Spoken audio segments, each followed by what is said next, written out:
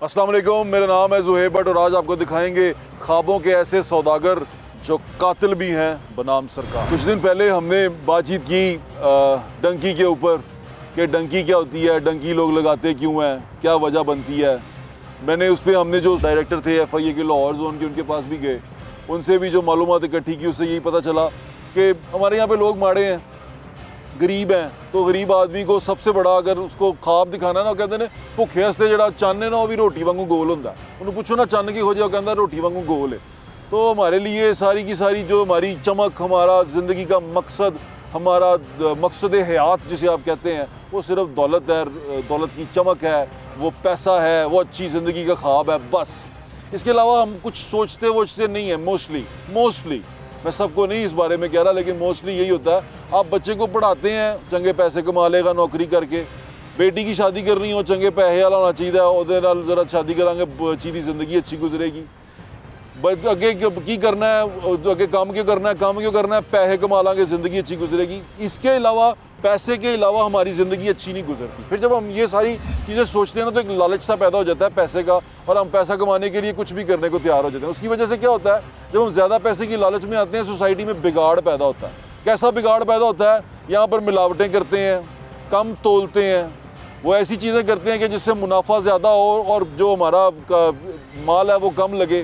तो ये तमाम चीज़ें करने के बाद हम वही हरकतें करते हैं जिससे अल्लाह ताला ने हमें मना किया है। और वो जब हम करते हैं, झूठ बोलते हैं, मुनाफाखोरी करते हैं, ज़ख़ीरा अंदोज़ी करते हैं, ये तमाम चीज़ें करने के बाद हम उस पर पहुँचते हैं कि यार कारोबार जड़ा ना चंगा नहीं चल रहा यार, वो बड़े ही मंदे ने यार, वो यार रोन पिटन पे है, वो पैना ही है भाजी, ਤੁਹਾਡੀ पूरी नहीं पैनी। जो ਤੁਹਾਡੇ 'ਚ लालच ही है ना, तो ਤੁਹਾਡੀ पूरी कितों पैनी है? ਤੁਸੀਂ ਰੱਬ ਦਾ ਸ਼ੁਕਰ ਹੀ ਅਦਾ ਕਰ ਨਹੀਂ ਪਾਉਂਦਾ ਕਿ यार ला सेहत दिती हूँ, जिंदगी दिती हूँ, माँ प्यो दिते ही, भैन भरा दिते ही, फैमिली दिती हूँ, तेरा बड़ा शुक्र है मालका, तेरा बड़ा शुक्र है। ये नहीं करना हमने। असी कहना यार वो गड्डी देखना नाल दा मसाया चला रहा वड्डी, मैं भी लैनी है। वो देखना यार 3 मंजिला कोठी पा लीए, मैं भी पानी है। पुछा किंज पाईए? वो यार वो बाहर चला गया सी। बाहर कित्थे चला गया सी? वो यार वो फलान एजेंट ने उन्होंने बाहर भेजता सी, वो बाहरों देखना हुण ते हैलीकॉप्टर तो नोट सुटदा। जब इस तरह के ख्वाब नज़र आएंगे और लोग इस तरह की आके होची हरकतें करेंगे, तो फिर गरीब आदमी के दिल पे तो चुड़ियाँ चलनी हैं और उसको ये लगना ही है कि यार मैं भी चला जावां। फिर वो कहता है भाजी कांटियां दे उत्ते चला के भेजो, भाजी गोलियां मार के भेजो, भाई लत्तां वढ़ के भेजो, पर भेजो एक दफ़ा बाहर का पता ही नहीं बाहर की हो रहा है। और बाहर फिर हमारे साथ क्या होता है, फिर आप खबरें सुनते हैं, कश्ती डूब गई, गोलियाँ मार दी, फलां जगह पर मर गए, लाश भी वापस नहीं आई। क्यों? अच्छे मुस्तकबिल के ख्वाब में बाहर गए थे। माँ बाप से जाके पूछें तो वो कहते हैं सानू पता ही नहीं। तो ये 25-30 लाख रुपए बच्चे ने आप ही जेब चो कट के देता, तुसी दिता तो गए ना। तो ये तमाम चीज़ें सोचने वाली हैं। ये इसके ऊपर थोड़ा सा ज़हन लगाने की ज़रूरत है आपको कि हमारे साथ हो क्या रहा है। हमें दुनिया में मुल्कों से डिपोर्ट किया जा रहा है। इवन तो अब तो थाईलैंड ने भी कह दिया है कि जोड़े लोग गैर कानूनी रुके इन्होंने बाहर कटो, तो मोस्टली जाके देखना पाकिस्तानी होंगे होते। वो बाहर से लोग बाहर निकाल रहे हैं, सऊदीया से लोग निकाल रहे हैं, भीख मांगते हैं वहाँ जाके। लोग बाहर जाते हैं, हमारे मुल्क से कहीं भी चले जाते हैं, वहाँ जाकर गायब होने की कोशिश करते हैं। प्रॉब्लम यह है कि अपने मुल्क से इस कदर बेइतमादी हो चुकी हुई है उनको, इस कदर बेइतमादी हो चुकी है जिसका कोई हाल नहीं। बंदा कहता है मैंने बाहर कटो, मैं बाहर जाना, यानी कि वो इस कदर ज़हनी तौर पे पाकिस्तान से बदजन हो चुका हुआ है कि उसको अपना मुस्तकबिल ही बाहर नज़र आता है। तो ये तमाम चीज़ें जो सी हैं हमें इस लहज पे ले जाती हैं कि हम जाते हैं ऐसे नौसरबाजों के पास जिनकी रोज़ी रोटी हमारे लालच के ऊपर चलती है। तो सबसे पहले डायरेक्टर FIA सरफराज विरक साहब हैं, DIG सरफराज विरक साहब, उनसे जाके पूछते हैं कि FIA क्या कर रहा है और FIA ने कितनी गिरफ्तारियां की हैं। और स्पेशली बात जो उनसे पूछने वाली है वो ये है कि अपने डिपार्टमेंट में उन्होंने कितनी, अपनी सफ़ों में उन्होंने कितने ऐसे लोग निकाले हैं या ऐसे लोगों की इन्वेस्टिगेशन की है जो लोग इस मकरूह धंधे में मुलव्वस थे या शुबा है उनको कि वो इसमें मुलव्वस हैं, उस पर क्या काम किया। DIG सरफराज विरक साहब से बात करते हैं। हमारे साथ मौजूद हैं DIG सरफराज विरक साहब जो डायरेक्टर हैं FIA के, उनसे बात करते हैं। अस्सलाम वालेकुम सर, कैसे हैं आप सर? सर लास्ट टाइम आपसे बातचीत करके गए, आपने बड़ी अच्छी इन्फॉर्मेशन दी, लेकिन उसके बावजूद कुछ अरसे के बाद, यानी अब लास्ट पे हमने देखा फिर दोबारा एक्सीडेंट हो रहे हैं, लोग जो हैं दोबारा उसमें जा रहे हैं। तो बच्चे भाई जो हैं वो इधर मंडी बहाउद्दीन वाली साइड के, गुजरात साइड के, वो भी इसके अंदर बेचारे जान से हाथ धो बैठे हैं। ये सारा कुछ हो रहा है सर। आपने उसके बाद मतलब इस पर एक्शन क्या लिया है सर? देखिए, इसमें ये बड़ा ही अफसोसनाक, जैसे आपको वाक़या हुआ है दिसंबर में, एक किश्ती का वाक़या हुआ ग्रीस के पास जी। ये अभी कुछ दिन पहले जो स्पेन के पास, जो मोरक्को के पास हुआ, तो ये बड़ा अफसोसनाक है। हमारे कुछ अजला के लोग, मैंने आपको पिछले दफ़े बताया था, ये गुजरात रीजन के जो मंडी बहाउद्दीन है, गुजरात है, सियालकोट, जी जी, स्पेसिफिकली ये 3 जो अजला के लोग जो ये इनको सिर्फ यूरोप जाना चाहते हैं। ऐसे ही सर। हमने उस टाइम भी कहा कि आप ओवरसीज़ प्रमोटर के पास जाएं, वर्क वीज़ा लें, प्रोटेक्टर से सैम लगाएं, एक प्रॉपर जिस पर गवर्नमेंट ऑफ पाकिस्तान की बैकिंग है, प्रॉपर तरीक़ेकार है, उसके ज़रिए जाए। तो ये एक बड़ा अफसोसनाक वाक़या हुआ है। हम इसको तदारक के लिए बहुत एक्शन ले रहे हैं। आपने ज़रूर बताना चाहूँगा, जिसकी कुताई से भी, इवन हम ये भी नहीं कह रहे कि मिले हैं, हमने कहा कि अगर कुताई भी हमारे बंदे किया तो हमने इस पर डीजी साहब ने बड़ा सख्त एक्शन लिया। सर आपने लाहौर से भी बंदे जो से एयरपोर्ट से सर? जी, बहुत सारे 38 बंदों को अब तक डिसमिस किया जा चुका है, जो सिर्फ इस बात पर कि आपने इनको अलाउ क्यों किया। हालांकि अब मजबूरी ये है कि उनके पास वैलिड वीज़ा है, जी जी, पासपोर्ट, तो लास्ट टाइम आपने बताया था आपके पास डॉक्यूमेंट्स सारे मुकम्मल हैं, जितने डॉक्यूमेंट्स वो, अब ये सारी परेशानी इसी वजह से है क्योंकि वैलिड डॉक्यूमेंट्स के साथ बंदा जा रहा है। उसमें फिर सारी बात है, शिकायत भी कि हमें रोका गया, हमें तंग किया जा रहा है। तो हमने इसके बावजूद 38 बंदों को अब तक डिसमिस किया जा चुका है। बहुत सारों के खिलाफ कार्रवाई चल रही है फैसलाबाद में। सर लास्ट में आपने बताया था कि 9 बंदे फैसलाबाद से थे, अब लाहौर से भी सर अपने बंदे डिसमिस किए सारे। अभी उनकी प्रोसीडिंग, डिपार्टमेंट प्रोसीडिंग चल रही है, तो ये एक प्रोसेस चल रहा है। अभी हमने लेटेस्ट इस सारे ट्रेंड को देखने के बाद ये अंदाज़ा लगाया कि अब हमने उनको बाकायदा रिटर्न इंस्ट्रक्शंस भी दे दी हैं कि अगर गुजरावाला मंडी, बल्कि टोटल कोई हमने 7-8 इजला निकाले, जिसमें सियालकोट, मंडी बहाउद्दीन, गुजरात, जेलम, बिम्बर, गुजरावाला, ये जो मेन यहाँ जो एक चंक है, ये समझिए आपके जॉइनिंग डिस्ट्रिक्ट शेखुपुरा हो गया। जी, अगर आप ये बंदे यहाँ से जाएंगे, इनकी एज ब्रैकेट है 18 से 25 साल, 18 से 35-40 साल तक ब्रैकेट है। जी सही है। और इनका प्रोफाइल लो है, अगर ये पहली दफ़ा ट्रैवल कर रहे हैं, हाँ। इनका प्रोफाइल लो है और इनके पास कोई खास जस्टिफिकेशन नहीं है विजिट वीज़ा के लिए। ठीक है, ठीक है, ठीक है। और ये ममालिक जिसमें हमने देखा है, अज़रबैजान है, सऊदी अरब का भी अब है, यूएई है, और जो ये जाते हैं किर्गिस्तान जाते हैं, इस तरह उम्रे के लिए भी जाते हैं, उम्रे के लिए मैंने आपको बताया था पिछले दफ़ा उम्रे में। तो इन सब को हमने कहा कि आप प्रोफाइल करें, इनकी प्रोफाइलिंग करके अगर आपको ये लगता है कि इस प्रोफाइल में आता है, जो लो प्रोफाइल हम कैटेगरी, एक ठीक है प्रोफाइल आप 10 दफ़ा आगे गए हैं, 11वीं दफ़ा भी जा रहे हैं, लेकिन एक बंदा अगर आगे एक दफ़ा नहीं गया, फर्स्ट टाइम जा रहा है, तो हमने उसको कहा कि आप उसको ऑफलोड करें। अच्छा, डेली के तादाद आपको ये ज़रूर बताना चाहूँगा, डेली के तादाद इवन आप लाहौर एयरपोर्ट करें, 70 से 80 बंदे हम ऑफलोड कर रहे हैं जिनको जाने नहीं दे रहे। अच्छा सर, ये तो हो गया, अब उसको वहाँ पे रोक रहे हैं। एक बंदे जो भेज रहे हैं, अभी हमने वो इंटरनेशनली भी लोग यहाँ पर आए करके, हमने कुछ लोगों से बात की, वो ओपनली आज भी काम कर रहे हैं, वो आज भी लोगों को लेके आ रहे हैं। देखिए, मैंने आपको लास्ट टाइम भी ये बात की थी कि हमारे कुछ मसाइल इसमें लीगल भी हैं। अच्छा, हम जैसे ही हमारे पास वो बंदा आता है, वो एजेंट का बताता है, हमारे पास कोई सिस्टम नहीं है, वो आएगा, वो कहेगा मैंने इसको पैसे दिए, हम उस पर FIR दर्ज करेंगे, उसके खिलाफ एक्शन लेंगे, उसको गिरफ्तार करेंगे और उसको कोर्ट के सामने पेश करेंगे। अब वहाँ पर इतने परसे में वो जो मुद्दई है वो उसके साथ सुलह कर लेता है। क्या प्रोसिक्यूशन की कमजोरी कह सकते हैं? मैं आपको नहीं, उसमें लीगल भी बहुत सारे इशूज़ हैं। आप जजेस कहते हैं कि सोसाइटी में अगर एक बंदे ने सुलह कर लिया, कत्ल माफ़ है, 302 में आपके पास सबसे स्ट्रॉन्ग कत्ल है, सजाए मौत का केस है, उसमें माफ़ी है। हाँ। हालांकि ये नॉन कंपोर्टेबल फेंस है, ये कंपोर्टेबल नहीं है, कत्ल कंपोर्टेबल है, ये नॉन कंपोर्टेबल है। लेकिन इशू यहाँ पर ये है कि वो कहते हैं कि जिसने माफ़ कर दिया, आपके पास विक्टिम विटनेस नहीं रहा। आपको ऐसा लगता है कि कानून साजी की ज़रूरत है इस केस के अंदर, क्योंकि जिस तरह केसेस बढ़ रहे हैं? जी बिल्कुल, हमने यही प्रपोज किया है कि अगर ऐसे केसेस में विक्टिम का जो कंप्लेनेंट है, जो मतलब वालिद है या जो भी कंप्लेनेंट है, अगर वो बैठता है तो हमें उसके खिलाफ एक्शन के लिए प्रपोज करना चाहिए कि भाई वो एक्शन उसको भी हो, आप उसका पार्ट बन रहे हैं। जब आप उससे सुलह कर रहे हैं, जो नॉन कंपोर्टेबल फेंस है, तो आप उसका पार्ट बन रहे हैं। अब आप उसका पार्ट बनने से नुकसान ये हुआ कि हमारी पूरी एफर्ट, और फिर इसी तरह ही हुआ। अब मैं आपको बताता हूँ, पिछले साल में हमने 220 एजेंट्स को गिरफ्तार किया, ठीक है, 168 को सजा मिली है, 168, लेकिन यहाँ पर सिर्फ बाकी के निकल गए नहीं, वो उस प्रोसेस में है। अभी कोर्ट्स में बहुत सारा टाइम लगता है ना, जो आप इस साल, ये मैं 168 में ज़्यादातर केसेस पुराने। मैं ये क्यों पूछ रहा हूँ, मैं इसलिए पूछ रहा हूँ कि FIA को हमने हमेशा एक्टिव किया, बहुत सारी वजूहात की वजह से, बड़ा गलत रीजंस की वजह से भी, पॉलिटिकली भी उनको मूव किया, लेकिन आपको नहीं ऐसा लगता कि ये एक ऐसी साइड है जिसमें बच्चे जो उनसे उनकी जानों से जा रहे हैं, नौजवान बच्चे जा रहे हैं, इस जगह पे FIA के लिए सख्त कानून साजी की ज़रूरत है? देखिए, इसको पहले तो अंडरस्टैंड करना है कि ये गरीब नहीं है, ये 30 लाख 35 लाख देकर जा रहे हैं। लेकिन सर जब उनके घरों ये में हम- जाता हूँ तो वो बेचारे बड़े नहीं, मारे वो होते हैं, उसको- कुछ ज़मीनें वो बेची देखिए, होती हैं, अब पैसे ख्वाहिश लिए है होते कि मैं बहुत अमीर हो जाऊँ।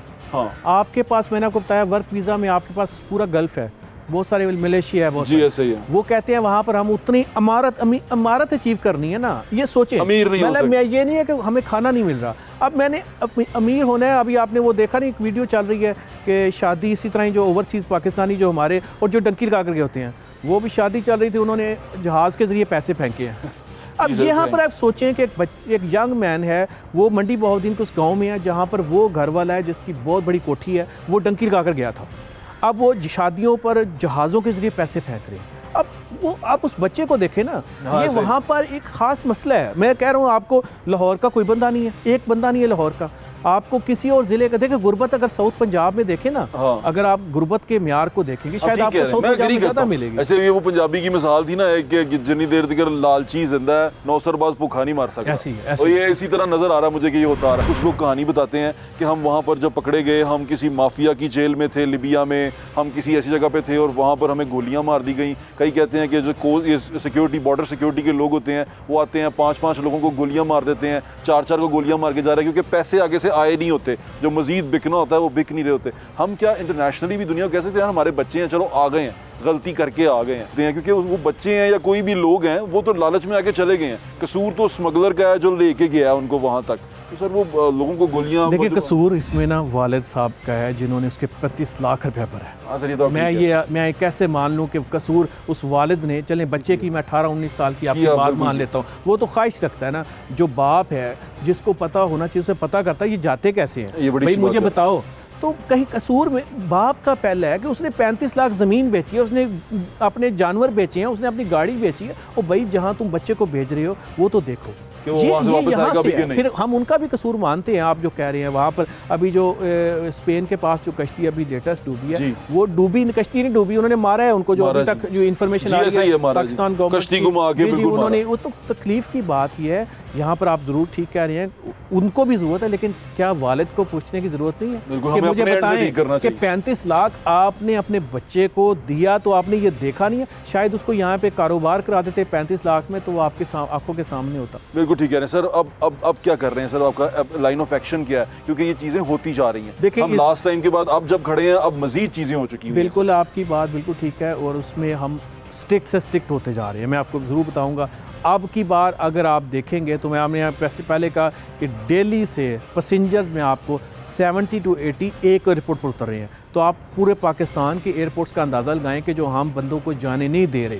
अब ये है आपकी, मैंने जैसे पहले जी, कहा, जी। आपके पास डॉक्यूमेंट तो पूरे हैं। अभी आप आएंगे तो मैं आपको कहूँगा जी आप पहली दफ़ा जा रहे हैं तो आपके हम पूरी इसको स्कैन करेंगे। जी, जी। डेफिनेटली एक मुश्किल काम है। तो आप उनको रीज़न क्या दे रहे हैं आप ऑफलोड करते वक्त? हम उनको कह रहे हैं कि आप लो प्रोफाइल हैं, और हमें ये महसूस हो रहा है कि आप जो डेस्टिनेशन कंट्री या जो विज़िट का बहाना बना रहे हैं, आप वो नहीं पूरा करें। चाहे वो विज़िट वीज़ा है, तो हम समझेंगे कि आपका विज़िट वाला प्लान ठीक नहीं लग रहा मुझे। आपको इसके दौरान जो ह्यूमन ट्रैफिकिंग करते हैं, ह्यूमन स्मगलर हैं जो स्मगलिंग करते हैं इंसानों की, इनके पकड़ने में कभी कोई पॉलिटिकल प्रेशर आया? क्योंकि जिस जगह की हम बात कर रहे हैं ना, वहाँ एक बहुत बड़ी फैमिली है जिनका कारोबार ही सारा यूरोप में है। तो हमने जो थोड़ा रिसर्च किया, वो वही फैमिलियाँ वहाँ लेके जाते रहे हैं, लीगली या इलीगली, किसी भी तरह लोग वहाँ उनके पीछे पहुँचते रहे हैं। देखिए, तो ऐसा कोई प्रेशर ये आया? एक नहीं पॉलिटिकल प्रेशर वाली कोई ऐसी बात नहीं, लेकिन ये ज़रूर आया कि बहुत सारे लोकल्स उनको सपोर्ट करते हैं। जी ऐसे ही है। और बहुत सारे जो एजेंट्स के पास लोग जाते हैं, सिफारिशें करा कर जाते हैं कि हमारे बच्चे को पहले भिजवाएं। वो कहता नहीं तुम्हारी बारी 2 महीने बाद है, वो कहता नहीं ये अभी भिजवाएं। तो ये वो जो है ना, आप ये समझ प्रेशर बहुत ज़्यादा कि उनके लोकल लेवल पर ना उनकी वो बहुत ज़्यादा सपोर्ट है। वो लोकली को बुरा नहीं समझते, वो तो समझते हैं कि शुक्रिया अदा करते हैं कि आप जिनके चले गए हैं और वो वेल सेटल्ड हैं, वो कहते हैं आपका शुक्रिया, आपने हमारे बच्चे को भिजवाया और वेल सेटल्ड। यहाँ पर ये एक, मैं जो आपको कह रहा हूँ ना कि वहाँ पर एक सोशल प्रॉब्लम है, इसको अंडरस्टैंड इसलिए करना है कि वहाँ पर वो लोग एक अच्छे घर में बैठा होता है, वो जो एडेंट है, अब तो चलें जो जिनका आया वो भागे हुए ना, जैसी वो चीज़ें उनके कोर्ट से केस आते हैं, वो आकर घर में ऐसे बैठता है और दूसरे लोग सिफारिशें करा कर आते हैं कि हमारा बच्चा भिजवा दें। बड़े अफसोस की बात है सर, आपके वक्त का बहुत बहुत शुक्रिया। थैंक यू सो मच, बहुत शुक्रिया। आपने डायरेक्टर साहब की बात सुन ली।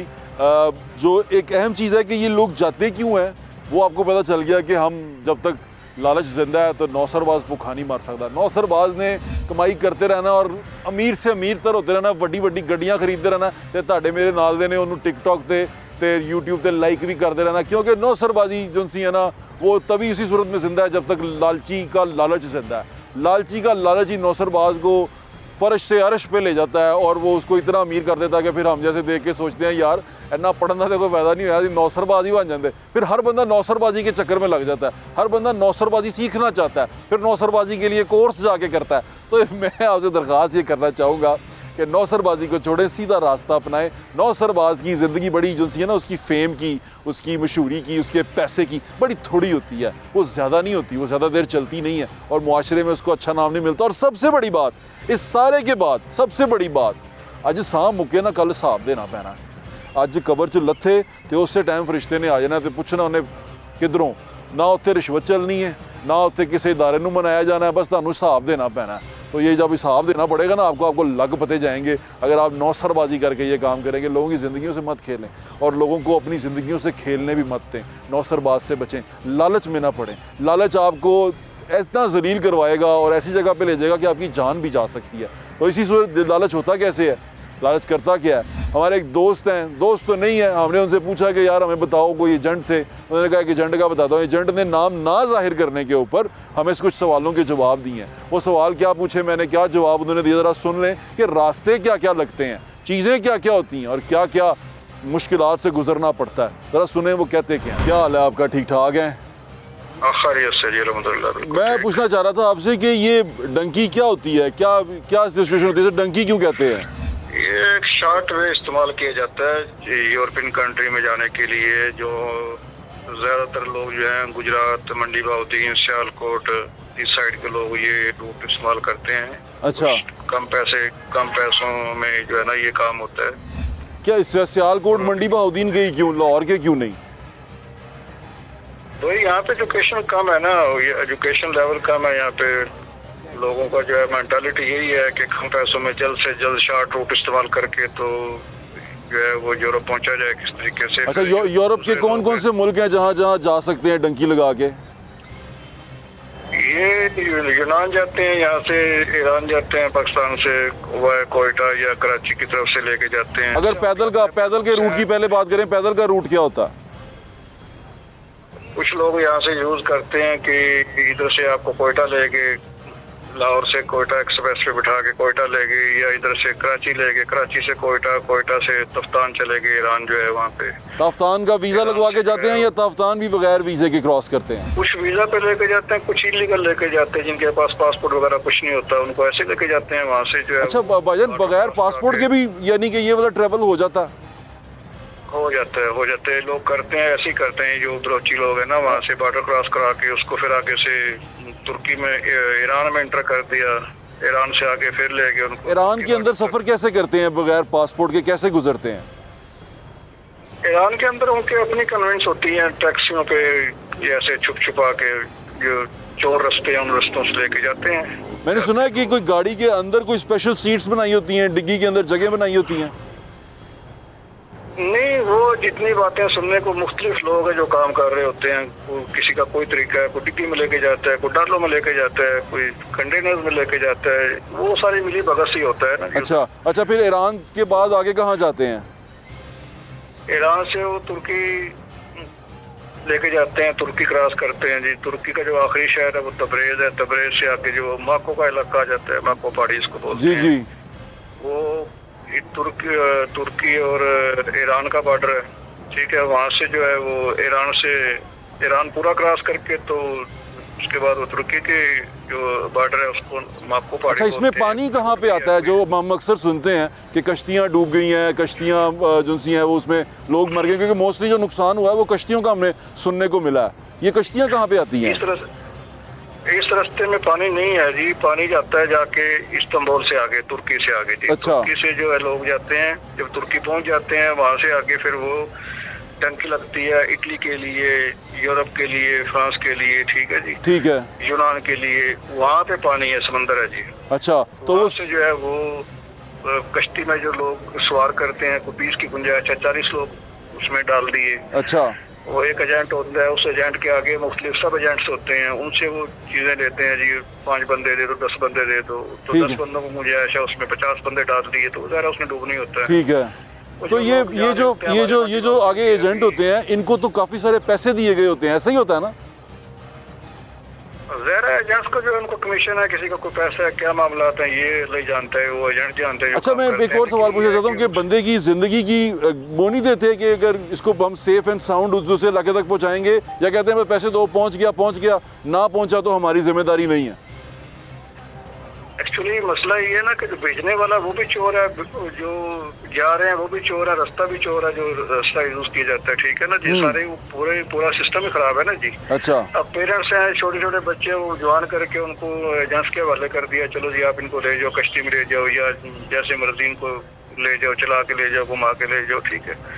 वो पेरेंट्स को ज्यादती करते हैं ना अपने बच्चों के साथ। भाईजान, इसके अंदर सक्सेस रेट कितना होता है? यानी कि जो लोग पहुंच जाएं और इमिग्रेंट हो जाएं या वहां जाके कोई असाइलम ले लें, वो कितने % चांसेस होते हैं? 20%, 25% लोग तो पहुंचते ही हैं, लेकिन वो बड़ा सख्त सा काम है। अभी रिसेंटली हमने सुना इधर मंडी बाउद्दीन में काफी लोग डूब के आए हैं, पूरी कश्तियाँ डूब के आई हैं। हाँ जी, कुरान मचा हुआ है, एक गांव के 8-7 लोग हैं जी। ऐसे ही है। एजेंट कितने पैसे लेता है इस सारे एक बंदे को क्रॉस करवाने के, यूरोप लेके जाने के, स्पेन या इटली? मुख्तलिफ रेट्स होते हैं लोगों के, 25 लाख, 30 लाख, 35 लाख, कुछ कम हो गया। बस वो जब लोगों को समझ नहीं आती, जब आधे रास्ते में जाते हैं, फिर उनको मारते शारते हैं, बताते हैं कि पैसे पीछे मंगाओ, घर वालों को फ़ोन करो। ओहो। फिर बच्चे होते हैं, पेरेंट्स को फ़ोन करते हैं कि जैसे ऐसे हम आ गए एजेंट्स के साथ, उनको पैसे दें, हम आगे जा रहे हैं। वो फिर पेरेंट्स मजबूर हो जाते हैं, कुछ अपना घर बेचते हैं, कुछ गाय भैंसे बेचते हैं, कुछ बेचते हैं, प्लॉट बेचते हैं। भाईजान, जितने मतलब मुझे लगता है कि ये 50 लाख से ऊपर पैसे लग जाते होंगे। 50 लाख में तो आप ओरिजिनली जेन्युइनली जा नहीं सकते वहाँ। अगर आपके पास एजुकेशन है या बिजनेसमैन है तो ही जा सकेंगे ना। जब आपके पास एजुकेशन भी नहीं है, आपका बिजनेस भी नहीं है, फिर आपने शॉर्ट वे इस्तेमाल करना है ना।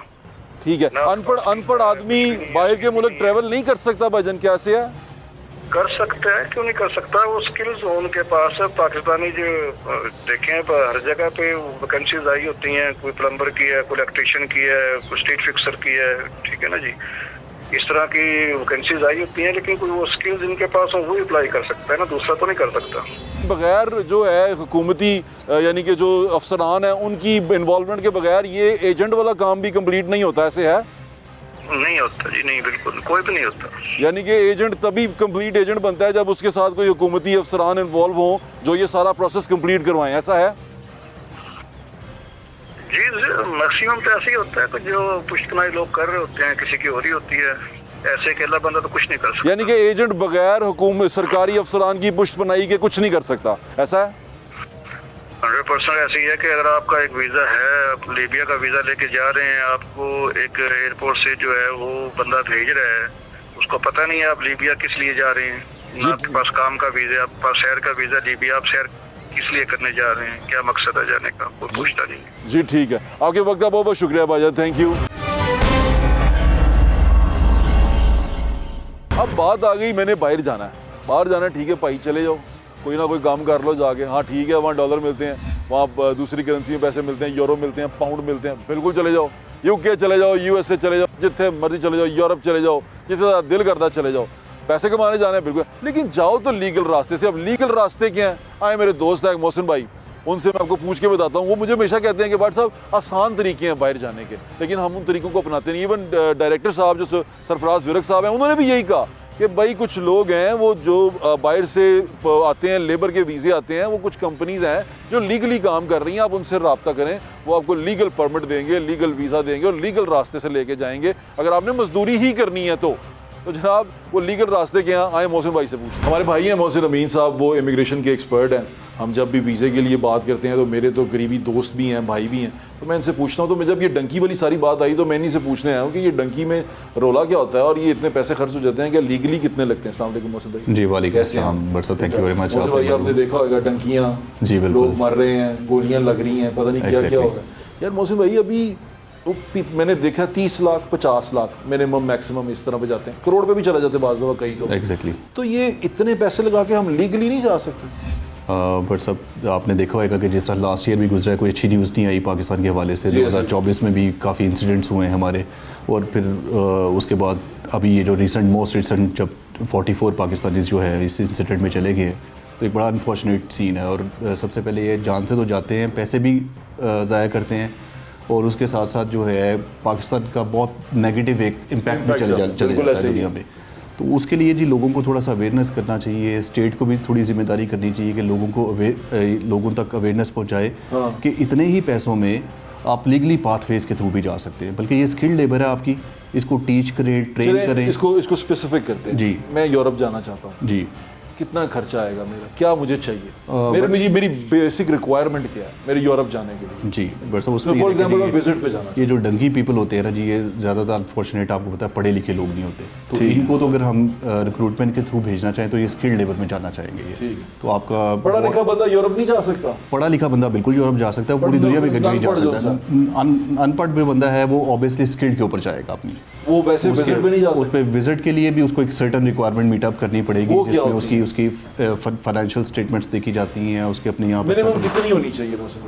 देखें जी, डिपेंड करता है कि अब आप कितने दिन का टूर बना रहे हैं, ठीक है, क्या वहाँ पर आपकी एक्टिविटीज़ है। ये आप बात कर रहे हैं टेम्परेरी नॉन रेजिडेंस वीज़ा की, ठीक है, हाँ, तो उसमें सर्टेन बहुत कम पैसों में भी जाया जा सकता है। लेकिन अगर आप उसको जैसे फॉर एग्जांपल 25-30 लाख में जा सकते हैं ना, 25-30 लाख रुपए सफिशिएंट है अगर आप उसे फाइनेंशियल स्टेटमेंट्स में दिखाएं और आप इजीली उसमें वीज़ा हासिल कर सकते हैं और आप ले भी सकते हैं, बिल्कुल ले सकते हैं अगर आपने अच्छे लीगल तरीके से किया हो। एग्जैक्टली अनपढ़ के लिए बात कर रहा हूँ, बिल्कुल कोई शर्त तो नहीं है कि मेरा BA होना चाहिए, मेरा MA होना चाहिए, मेरा ये होना चाहिए। लेकिन जी अगर तो आप स्किल्ड माइग्रेशन जो फॉरेन प्रोग्राम है, स्किल्ड माइग्रेशन की बात नहीं कर रहा हूँ, मैं आपसे पूछ रहा हूँ कि अगर मैं अनपढ़ हूँ और मैं बाहर जाना चाहता हूँ, मैं यूरोप जाना चाहता हूँ किसी, बिल्कुल एग्जैक्टली चाहे अभी फॉर एग्जांपल मैं सिर्फ सैर करी, क्योंकि जो इस तरह रास्ते जाते हैं तो सिर्फ पहुंचना चाहते हैं तो भी मैं पहुंचना चाहता हूँ, यूरोप पहुंचना चाहता हूँ, 90 दिन रहना चाहता हूँ, 60 दिन रहना चाहता हूँ, तो क्या मैं लीगली अप्लाई कर सकता हूँ? मैं अनपढ़ हूँ, मेरे पास पैसे हैं 25-30 लाख है। देखिए जी, टेम्प्रेरी विजिट के लिए आपके लिए कोई सर्टन रिक्वायरमेंट नहीं है कि आप पढ़े लिखे हों या ना हों। आपके पास एक फाइनेंशियल बैंक स्टेटमेंट चाहिए होता है, आपको यहाँ पर जॉब की शो करना होता है और आपको ऑब्वियसली ये बताना होता है कि आप वापस आ जाएंगे इस टूर के बाद। तो अगर वो आप सर्टन रिक्वायरमेंट फुलफिल करते हैं और ईजिली एम्बेसीज आपको वीज़ा दे देती है आपको, तो ये थोड़ी अवेयरनेस की मेरा ख्याल है लोगों को कमी है। लोग फिर हमें पता नहीं है, लोगों को पता नहीं है। दूसरे पे आए, अब यूके की बात करते हैं जी। एग्जैक्टली यूके जाने के लिए मुझे क्या चाहिए मौसम भाई, मिनिमम मेरा क्राइटेरिया क्या है विजिट के लिए? देखें जी, विजिट वीज़ा की अगर आप बात करें तो फिर वही बात आ जाती है temporary non resident visa UK का, तो उसके लिए भी आपकी फाइनेंशियल बैंक स्टेटमेंट चाहिए होगी। कितने की होनी चाहिए?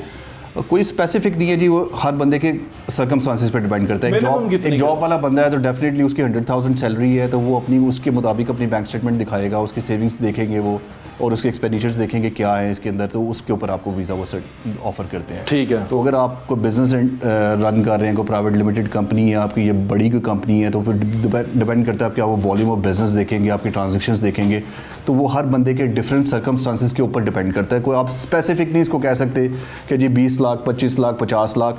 तो समटाइम ये होता है कि एम्बेसीज आपको 10 लाख रुपए में भी आपके अगर फाइनेंशियल बैंक स्टेटमेंट हो तो वो आपको वीज़ा दे देते हैं, और समटाइम करोड़ों रुपए भी पड़े हुए तो वो आपको रिजेक्ट कर सकते हैं। तो वो डिपेंड करता है उनको। ये डरा ज़्यादा दिया जाता है लोगों को, थोड़ा वीज़ा नहीं लगता। एग्जैक्टली वो जी अवेयरनेस भी कम है, फिर लोगों को गाइड करने वाले लोग भी नहीं है, लाइसेंस लोग नहीं है यहाँ पर, रेगुलेटेड लोग नहीं है, तो जिनकी वजह से वो फिर ये होता है कि लोगों के हाथ, माफियाज के हाथ लोग आ जाते हैं, तो फिर उनको वो यूज़ करते हैं, फिर अपने फ़ायदे वो उठाते हैं। ये जो स्किल्ड लेबर होती है, जैसे अब हम स्किल्ड लेबर की बात कर रहे हैं जी, मैंने देखा है कि ये जो स्किल्ड लेबर का जो होता है ना वर्क परमिट वीज़ा, बिकता है, लोग इसको बेचते हैं, ये कैसे बेच लेते हैं? देखिए जी, उसमें तो जो ये कंट्रीज़ आपकी जिस तरह कनाडा, ऑस्ट्रेलिया, न्यूजीलैंड वगैरह की, यूके की बात करें, जो फॉरेन स्किल्ड वर्कर्स हैं, तो ये वीज़ाज़ तो वहाँ से ऑब्वियसली इनकी जो मेन रिक्वायरमेंट है, ये आपका लैंग्वेज का थ्रेशोल्ड देखते हैं, आपका एक्सपीरियंस देखते हैं और आपकी एज के पॉइंट्स होते हैं। तो ये सारे आपके एजुकेशन के ये सारे पॉइंट बेस्ड सिस्टम होता है इसका। तो ये अगर आप पॉइंट पूरा कर लें तो ये आप इसको फ्री ऑफ कॉस्ट भी अप्लाई कर सकते हैं, इसके लिए कोई एक सर्टन रिक्वायरमेंट नहीं है। लेकिन यहाँ पर वर्क परमिट ये होता है कि एम्प्लॉयर से वो वर्क परमिट ख़रीदा जाता है और फिर आगे वो बेचा जाता है, तो एक सर्टन डिफरेंट प्रैक्टिस चलती है हमारे यहाँ उसमें, हालांकि लीगल नहीं है ये, और उसमें जितने मर्जी पैसे ले लें, क्योंकि वो लोग आपको पता है जी यहाँ पर पाकिस्तान में डिमांड एंड सप्लाई का। देखिए, अब आपने जिस तरह बताया कि लोग डिपोर्ट हो रहे हैं यहाँ से, लोग जो वहाँ सऊदीया ने कितने लोग डिपोर्ट किए, तो अब तो थाईलैंड ने भी कह दिया कि भाई हमारे मुल्क से निकलो, बिल्कुल वहाँ से जाके सेटल हो गए हैं, वहाँ पर रह रहे हैं वहाँ पर, बिल्कुल ऐसे ही। ये तो बड़ी गंदी बात है ना, ये इस तरह ये इस तरह के लोगों को आप गाइड कैसे कर सकते हैं? क्या बता सकते हैं कि यार ये चीज़ें आसानी से सही तरीके से भी हो सकती हैं? सर इस पे तो फर्स्ट ऑफ ऑल मैं कहूँगा कि थोड़ी स्टेट की भी जिम्मेदारी आती है कि स्टेट लोगों को तो थोड़ा एजुकेट करे, कोई उनके लिए ट्रेनिंग इंस्टीट्यूट बनाए। ओवरसीज़ एम्प्लॉयमेंट कॉर्पोरेशन ऑलरेडी एक इदारा स्टेट के पास अवेलेबल है, उसके थ्रू लोगों को तरबियत करें और इन्हीं लोगों को एसेट बना के ओवरसीज़ भेजा जाए ताकि ये एक पाकिस्तान के अंदर जो है एक रेमिटेंस आए। आपको पता है ऑलरेडी पाकिस्तान जो चल रहा है वो ओवरसीज़ रेमिटेंस के ऊपर चल रहा है, तो 30 बिलियन प्लस रेमिटेंसेज ऑलरेडी आ रही हैं। तो अगर इसको ये प्रमोट किया जाए तो ये एक ह्यूमन रिसोर्स है जो ये वेस्ट हो जाता है, जो समुद्रों की लहरों के हवाले कर दिया जाता है। तो ये एक अगर इनको एक इंस्टीट्यूट बना के भेजा जाए तो ये पाकिस्तान के लिए बहुत बड़ा एक एसेट बन सकता है। बिल्कुल ठीक कह रहे हैं मौसम, आपके वक्त का बहुत बहुत शुक्रिया। Thank you so much.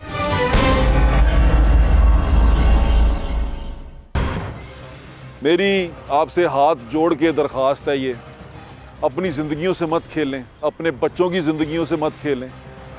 थोड़े से पैसे के लालच में, बेहतर मुस्तकबिल के लालच में अपने बच्चे को किसी ऐसे बंदे के हाथ में मत दे दें जिसको आपके बच्चे की जान से ज़्यादा अपने कमीशन पे ज़्यादा वो हो और वो ज़्यादा कमीशन कमाना चाहता हो और वो आपके बच्चे की जान की परवाह ना करे और उसे कहीं भी बेच दे।